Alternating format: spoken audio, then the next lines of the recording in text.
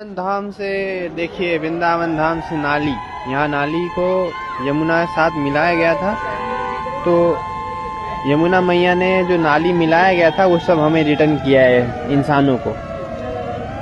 ये सब इंसानों का ही कचरा है। यहाँ पूरा खाई है, यहाँ गिर गए ना तुम मर जाओगे, पानी इतना ज्यादा है, लोगों के घुटने तक पहुंच चुका है पानी। तो यमुना जी ने इंसानों का कचरा इंसानों को दे दिया है, ये अच्छी बात है। जय श्री राम।